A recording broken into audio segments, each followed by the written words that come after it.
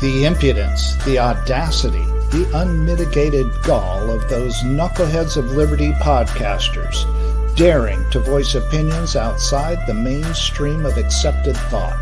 Listen if you dare. It's angry, it's funny, it's even sometimes sad, but it's always based on freedom and justice, as you will see.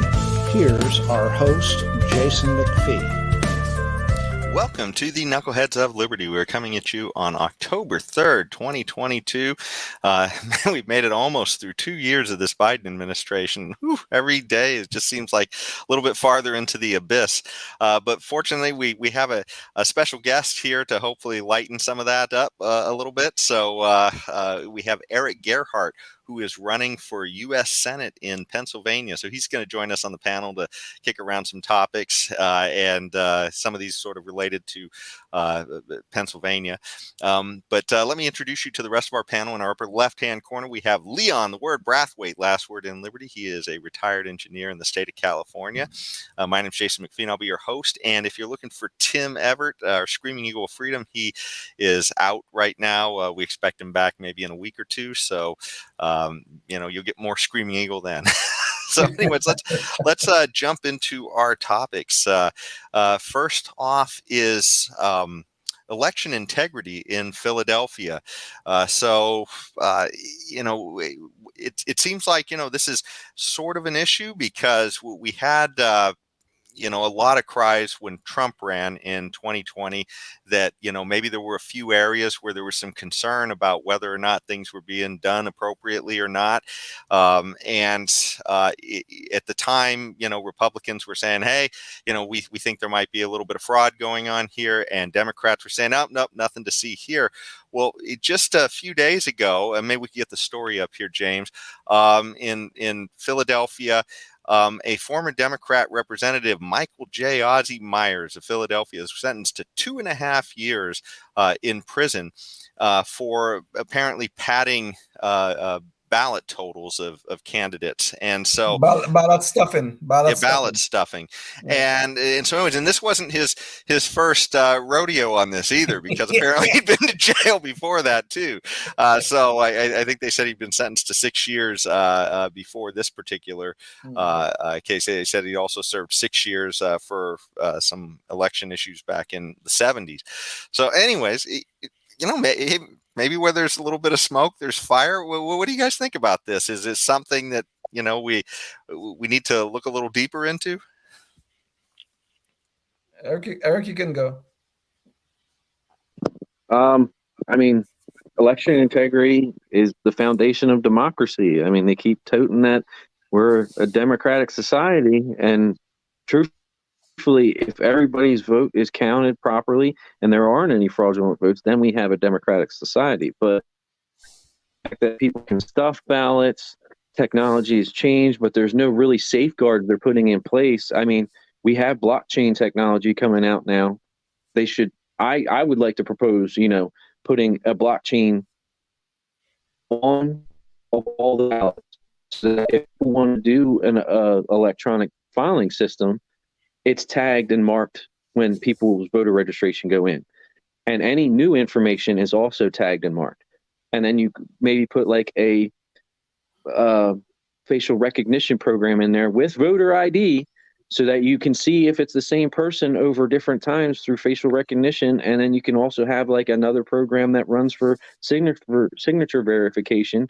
And then you get like a triple check procedure, so that one person only voted once. Ballot stuffing can't go through because it's going to red flag it, because it's going to have a set detail of who's already registered to vote. And you can, even with the mail-in balloting, cross-reference that stuff as well. But mail-in balloting's unconstitutional. It was deemed that way back when Lincoln, and they tried to get him out of office during the Civil War. I still don't see how it's legal now. I just heard of a bill that they passed with, I think, 9 Republican senators all retiring, signing on, saying that they want to allow for all ballots to be able to be counted 5 days after the election, which should also be deemed unconstitutional, because you can only pull the lever once. You can't vote 5 days after. but you can count Right. more ballots after the fact. Like that only opens it up to more fraud, of which if you want to sow trust in the system, you have to keep the system to a certain standard that can be trusted, of which, just saying we're going to have September 19th was the early voting start date here in Pennsylvania. They had a month and a half to do early voting, of which I was raising a funk about even the fact that if they start airing people are voting Democrat or Republican prior to an election coming on November, that's even tampering with an election, because you're showing trends of how people are going to vote, which shouldn't be allowed on the TV because that will sway people's votes. And Yeah. there's so many different facets to it. We just need to get to some kind of a simple system, not keep making new systems for convenience and stuff, because you're just only opening it open to fraud more and more. Eric, do y'all guys have vote? Do you have voter ID in Pennsylvania? It's selective. It's not. We have a Democratic governor, so that's not happening anytime soon until that changes, because they voted as racist. I mean, that's Fetterman's take on it, that it's racist, that Hmm. Black people are ignorant to the fact that they don't know how to get an ID, when that's part of a function of life for every American citizen across the country, that they wouldn't know how to do that. It's ignorance in its deepest form, which it should just be broad spectrum across the board. Everybody should have to show their ID. I mean, Leon, what was it? Sorry, but Leon, I didn't, never would have occurred to me, because maybe because I'm not racist like a Democrat, but I've never seen your ID. Do you have an ID? Damn, Jason, come on, man. What do you think? I'm too stupid to have that. What's wrong with you? Huh? I'm too stupid to have that. Damn, I don't go to the bank because I don't travel on Amtrak. I don't do none of that shit. Oh shit. Oh God. Sorry. Well, this one's going straight to podcast. Come on. How dare you? How dare you suggest that I should have one? Come on. Come on. What's wrong Hey, with you? if you ever need me to go with you somewhere to show my ID because you can't get one, Oh, oh, so I could go in the bank. I could go in the bank and tell the bank, "Oh, my white friend here will vouch for me." Okay. blink twice if you have an issue. You know, those Yeah. Democrats, they love us so much, man. Oh my goodness gracious, they love us. They're always taking care of us. Those people who think we less than them, they always want to take care of us. Oh, they love us. They really do. Well, the one thing that struck me, Eric, when you were talking about it was simplicity. Is what it seemed to be your main takeaway is with,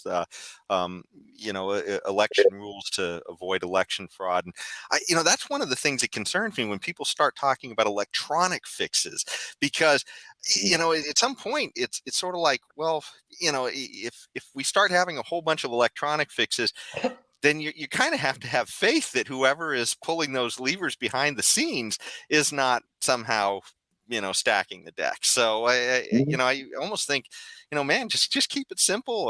We've sort of been doing this for hundreds of years. Sort of narrow it down to a simple set of days or a day, and just get everybody's votes counted. And it just seems like we're adding in so much complexity and in a very short time frame as well, which to me that's probably what's leading to a lot of these problems. And even if there isn't voter fraud, the fact that so many people have mistrust now is a huge issue. So Yes, the idea that you make the more abstract things you add into this just seems like even that in itself may be an issue.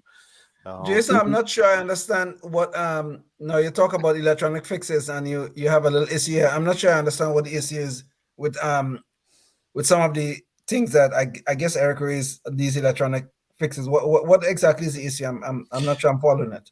Well, so things like facial recognition and all these other kinds of things. I mean, in the end, we're still sort of trusting that whoever is behind the curtain of these electronic, of these computer programs is still not somehow, rigging the deck, right? I mean, because I can't tell. When I walk in, if whoever is running these programs is doing it properly or not. So and I imagine it's a very limited number of people who can. And I would think the smaller you get that limited number of people, the more likely you could have fraud, right? I mean, when just a few people have their hands on what's going on. No, Jason, I can see, I can see a point about, somebody in the background, we have to make sure that they're above board. But I use facial recognition. Here's my phone. Mm-hmm. I use facial recognition all the time to get into my bank account, some of my most personal data and that kind of stuff and things like that. Now, will the government be able to implement that with the level of efficiency that my bank does? I mean, that's a legitimate question that they should be asking. Yeah. But I think something like facial recognition and some of those blockchain issues that Eric is raising, I think it could have some legs. But the issue, I think, and maybe this is your concern, and not you're not expressing it, is can the government properly implement these things, like how a bank would, or how some other private institution can? That to me is a legitimate issue. Well, Not the technology itself.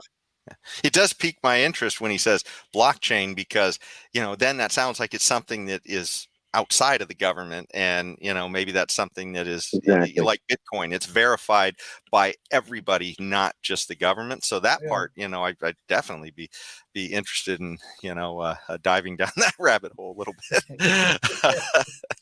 Well, if after the votes are tallied, that kind of should be public information so that they can be reviewed by as many sources as it wants to, not just it's an open and closed deal.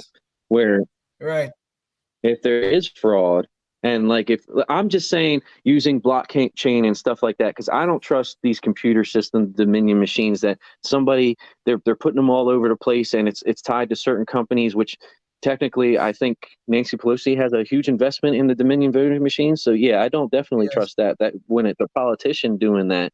But when you have a private company that has no ties to any politician and they're held to a higher standard to implement something, I want it to be to the nines. That's why I'm saying facial recognition, signature verification. I want it to have so many tiers of self-protection and self-verification and cross-reference that there is no room for fraud. And if there is fraud, it finds it immediately and it's red flagged. And then that can be discredited. Not just they mail-in votes come in through the mail and they're done. Eric, and I really do agree with you on this point, because a very curious thing happened on the 2020 elections. Now, I am not claiming fraud because I really don't know, okay? But when we went to bed, when I say we, I'm talking about we Americans went to bed on the election night in 2020. Trump was leading in Pennsylvania by I think 690,000 votes. And then we get up the next morning and within a few days, all of that was gone. So I don't know how that happened. Okay. But I'm sorry. He lost every bit of lead. In every state, he lost every bit of lead and then lost by a few, just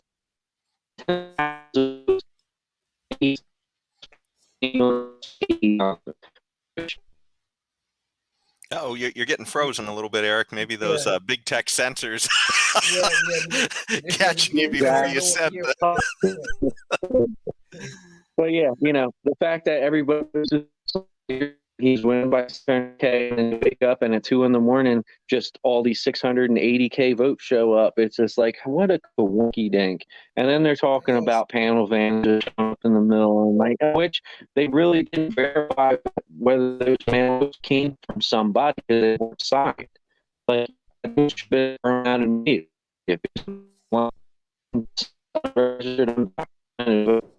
that almost is Eric, you're breaking up badly. You're breaking up. Oh no!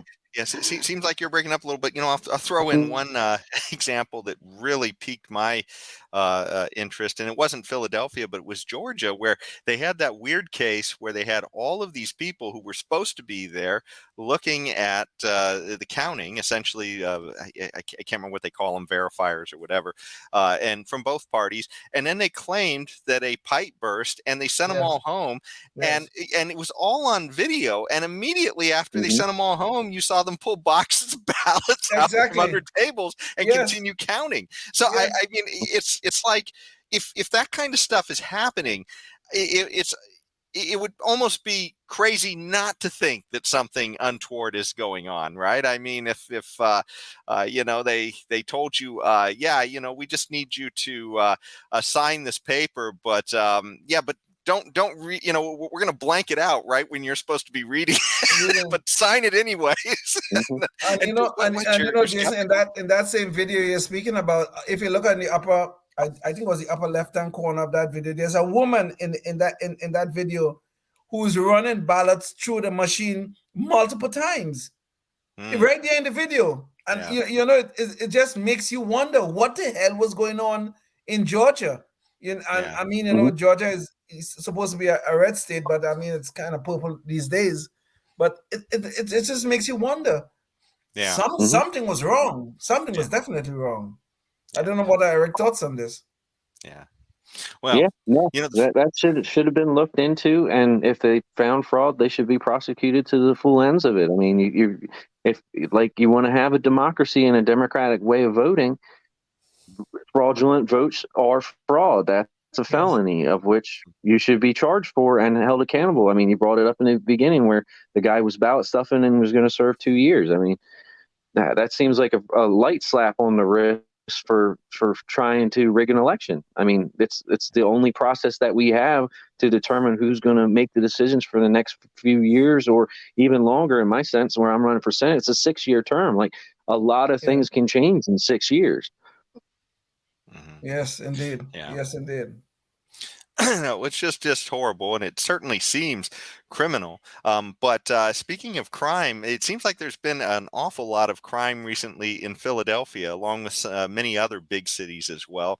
Some of these Mhm. are cities where they seem to have put in very progressive prosecutors, and in some, this particular headline says that there's been 1,000 killings, I guess, in Philadelphia since DA Krasner's crime policies have gone into effect.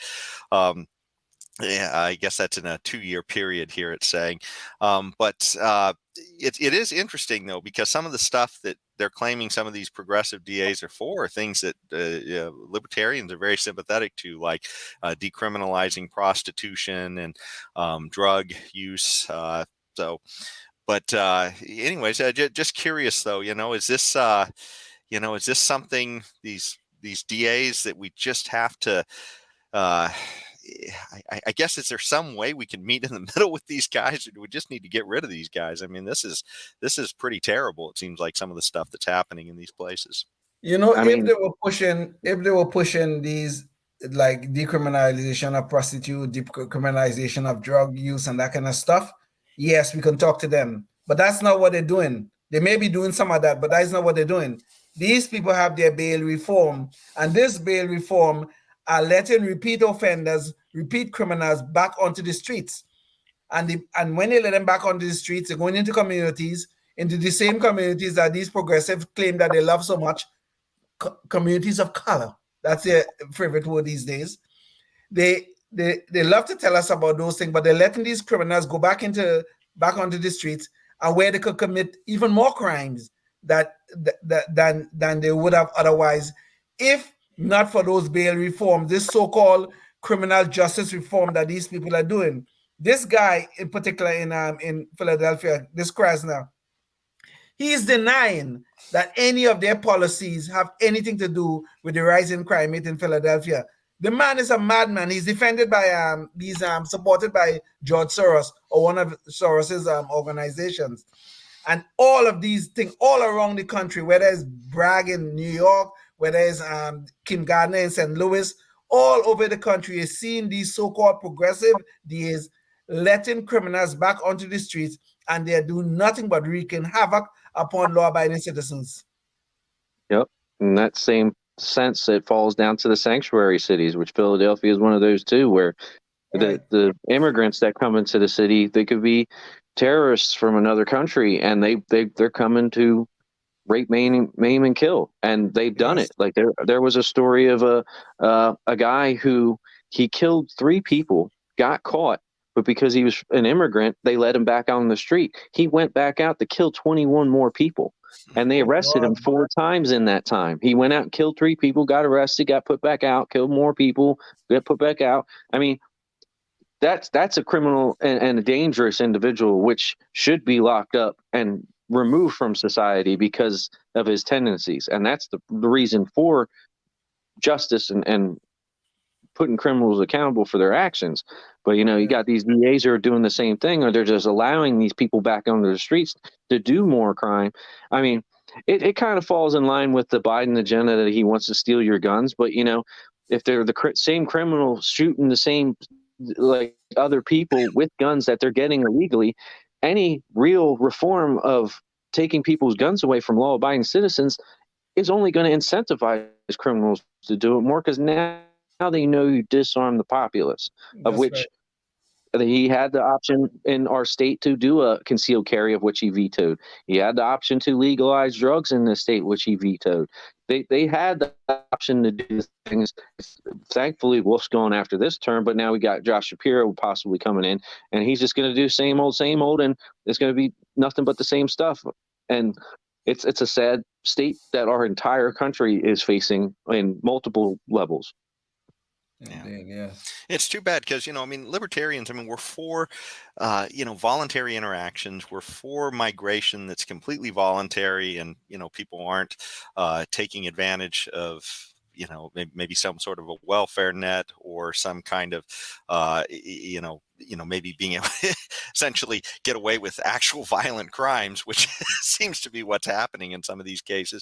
And same thing with issues like prostitution. But these DAs it seems like they're just absolutely nuts, some of these policies of Yeah. just letting violent criminals out, which has nothing to do with libertarian ideas at all. It's just some crazed, I don't know, identity politics. But speaking of crazy, and maybe we could get the image up here.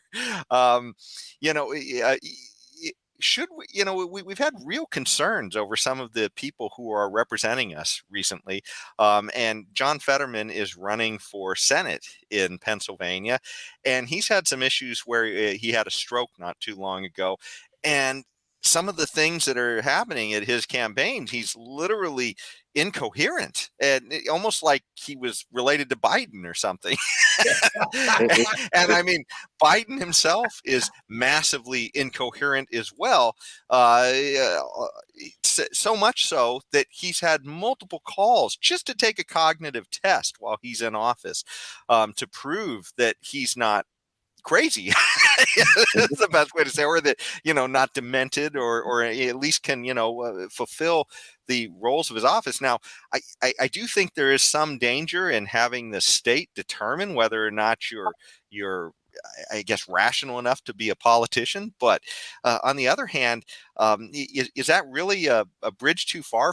It seems like voters should at least be demanding that of their politicians. Even if the state doesn't, the voters certainly should hold them to a higher standard and say, hey, let's make sure you're at least at least I guess Mentally not. competent. Mentally competent. Yes. Yeah, at least Well, shouldn't be what institutionalized. avenue does the populace have to put a test to a person who's running as a politician to that standard where he would have to go through a physical and a health evaluation to see if he's up to it? Because from what I'm hearing, he's having hearing issues, he's having cognitive issues, speech impediment. He looks like, from the last time I see him, he lost about 120 pounds of just physical weight. Like, he's in some worse for wear. And if he can't hear and communicate properly in the Senate, he can't do the job. But that might be their whole goal in the end game anyway, is to have him go in there, be declared not fit, and just replace him with some glorified yes man. And that way there's no special election. They can just replace him with whoever they want if he wins. But he has to survive to after inauguration for that to go through. So Like now until then. But the thing is, like, the fact that he had a stroke, like, what, a month and a half ago, almost 2 months now. Yeah, I in mean, May. In May. He had a yeah. stroke in May. So, like I was saying, like, what is the avenue the populace would have to go to their state representatives to call him and hold him accountable, whether he is able to do the job? Which I don't think there is an avenue for the people to do that. Maybe the legislature can put something through if there is a majority to be able to challenge that. But I don't think there is, like, even if you did like a petition to make sure that he's up to snuff through the populace, but then that takes time, of which there's just not enough time to do that, to get enough signatures. What is the signature requirement? I don't think, like I said, I don't think there is an avenue for the people to do such a thing, which maybe should be looked at. But there's a massive hypocrisy ongoing here. There we go again with our favorite H word, Jason. But there's a massive hypocrisy going on here. I don't know if you guys remember during the Trump administration, everybody was talking about Trump's mental competence. Oh, he needs to take this cognitive test. Well, Trump actually did take a cognitive test. He passed it with flying colors, but the media would not report on it because it's Donald Trump, right? Anything good about Trump cannot be reported on the news. But anyway, they were demanding it. Oh, you need to take a cognitive test. You need to take a cognitive test. Now we have Joe Biden in office, and Joe Biden clearly have problems. There is no doubt about that. He clearly have problems. He just was walking around on the stage recently and asking, "Where's Jackie? Where's Jackie?" Jackie is dead. Jackie died in a car crash. As a congresswoman, I believe from Indiana, who died some time ago. He's walking around the stage asking, "Where's Jackie?" He literally, Leon, they literally had some event that was planned for that, like a day away from that. So it was clear that, Biden should have been well aware of the fact that she had passed away. Exactly. And he's literally looking for her out there in the audience. So it's kind of, yes, I don't know. exactly. And then on top of this Biden issue, we have John Fetterman in Pennsylvania, one of your opponents, Eric. Now think about this now. Fetterman had a stroke. It's not to say we're making this stuff up. The man had a stroke. And clearly, if you look at his campaign, some of his answers to questions, or some of his speeches he have made, the man there's something going on. He's incoherent at times. He garbles his words sometimes. I mean, you can see there's something wrong. But yet we have the media, our good, wonderful, objective media, not demanding that this man do some kind of cognitive test and release the results. As a matter of fact, he did some sort of test, but some of it they release and some they won't release and all that kind of stuff. Like they have something to hide. But the hypocrisy is what is killing our democracy. That's what's going on here. And the voters are being misinformed by these people who are supposed to be holding our politicians or elected leaders or candidates for elected office. We as the media is supposed to be helping us hold these people accountable, but they're not doing their job. So it's a real problem. Yeah. Well, yes, yeah. But more government isn't the issue, the way to fix that issue, which that's what they want to do. If they want to go like, oh, well, the senators are going to vote on a new bill to test people's mental thing. Well, then now it's the government doing that job for you, when it shouldn't be that way. It should be the citizens putting forth that there's an issue that they think should be looked into, and then it's looked into and then reported on equally and balanced. But the fact that almost everything's controlled by the Democratic Party in the media through CNN, MSNBC. The only one that's not is, I think, Fox, and that's even iffy. I mean, at best. It's just like, where are you going to get real news nowadays? I mean, you get it on the internet, of which, my internet's kicking in and out. It's like that might be gone soon. Who knows?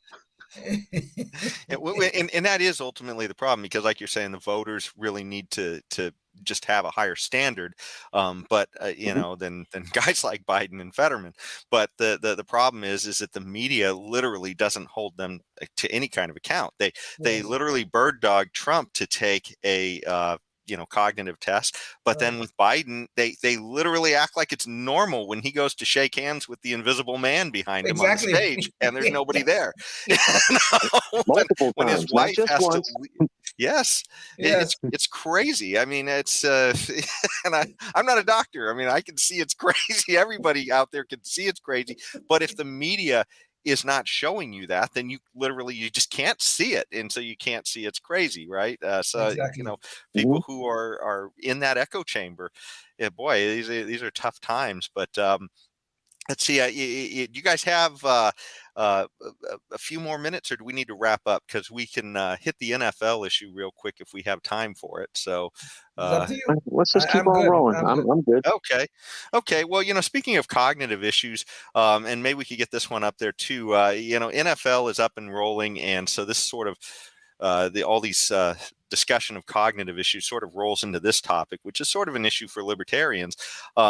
Essentially, there's a lot of people saying that, hey, look, if a guy gets a concussion, a guy hits his head too hard, that's causing serious damage to him potentially, and so maybe he shouldn't be allowed to do a sport that has the potential to do that to him. And so recently, the Miami Dolphins had this issue where 2 weeks in a row, their quarterback he banged his head into the ground as he was being tackled.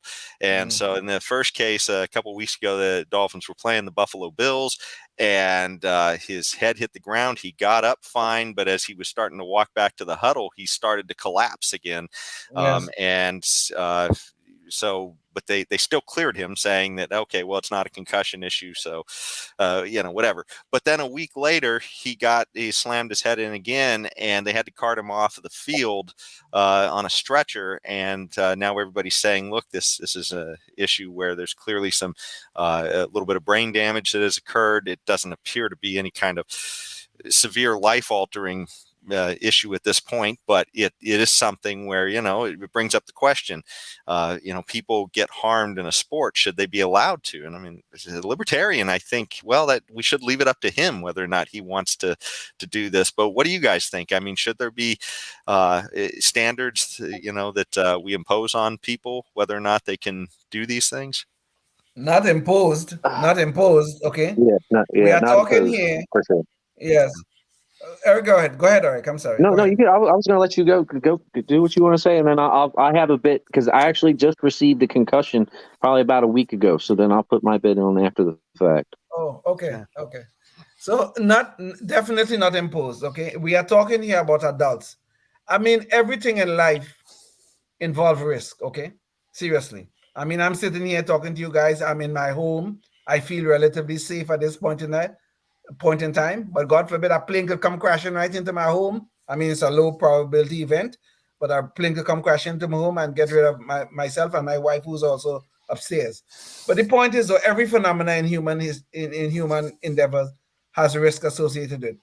The NFL is no different. You're in a sport, you could be injured. That is true. I know the possibility of concussions, that possibility, it's real. And we know there's a history of this problem in the NFL. But we are talking about adults, and I am sure they are aware of the risk involved in participating in this sort of event, in this sport. They are fully aware of the risk. And if they as adults are willing to take that risk, then I do not see anybody should try to stop them. However, I would hope that the NFL as a private entity will develop maybe better protocols for the people involved in their sport, but that must be done in the private sector. I don't want the government or anybody outside of some governmental authority coming along and saying this is how it's going to be. I'm not there at all. But hopefully the NFL will develop better protocols to protect their players. I agree. I thought they already had protocols in place where if somebody did have a head injury, they had to do a mandatory take them into a tent. Oh shit! Looks like we lost Eric. Yeah. So yeah. Well, hopefully we'll get him back soon, and then we can talk about that. But yeah, just of all, I guess full disclosure, I'm a Miami Dolphins fan, so this particular topic was a little bit near and dear to me. Near and dear to your heart, watching our quarterback go out on a stretcher is no fun. Yeah. But it is worth noting that these guys they make this essentially deal knowing that the contracts they're signing are worth hundreds of thousands, if not multi-millions of Millions. dollars. Right. So, this is something where people sign up for risk all the time. People sign up to take risk as a window washer on a building that Of might course. be 100 Yeah. stories high, Yes. and there's a chance they could fall, and they're not getting paid near as well as an NFL player. So Exactly. these yeah. So I mean, these things, and it certainly begs the question: if you're going to restrict NFL players, then you certainly have the issue of boxing and guys like Right. Muhammad Ali, that's literally what they do. They try and hit each other in the head. Whereas with Yes. football, that's incidental, but with boxing, that's the whole point.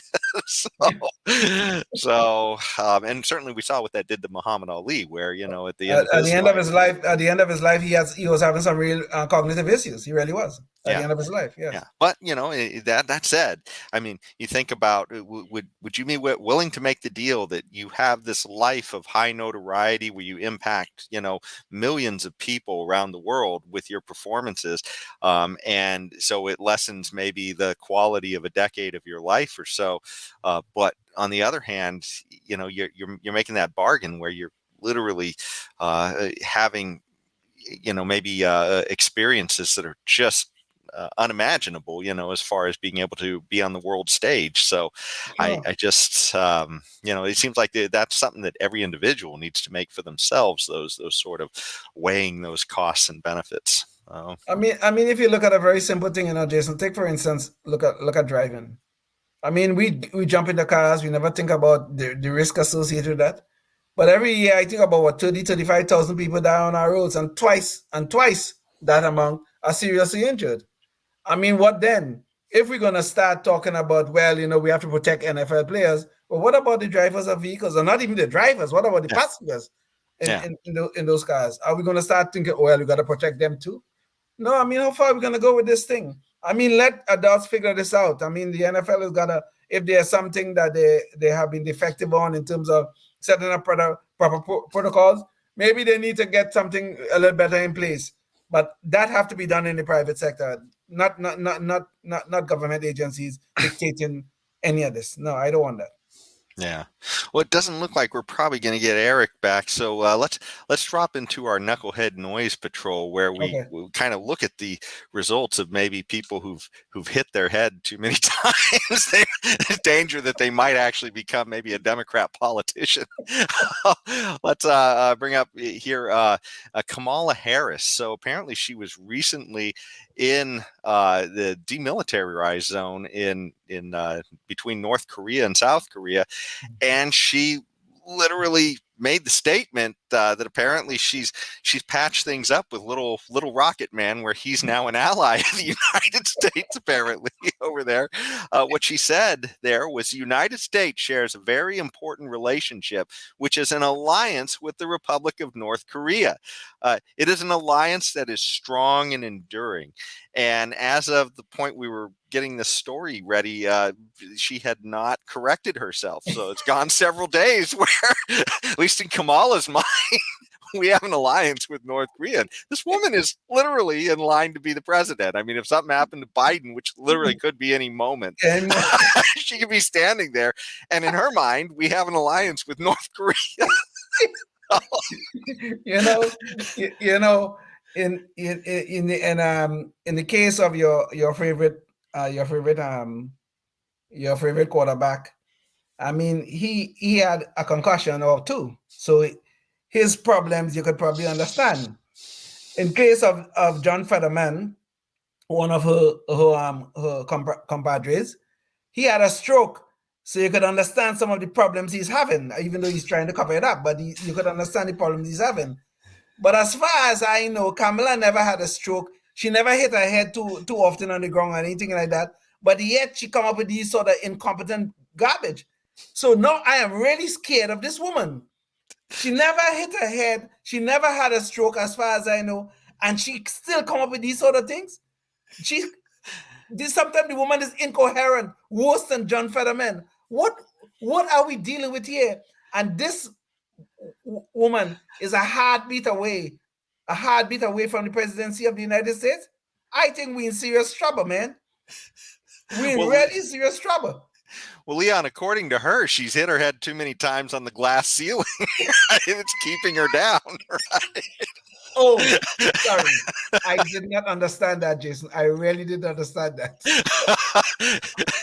This is the kind of damage that can happen, I guess. Yes, obviously. Well, she had a bad case of hitting her head on that glass ceiling, man. A really bad case. Well, unfortunately, we lost Eric, but let me at least bring up his website real quick so that you can check that out and go find out more about Eric. Again, Eric is running for the Pennsylvania U.S. Senate seat as a Libertarian.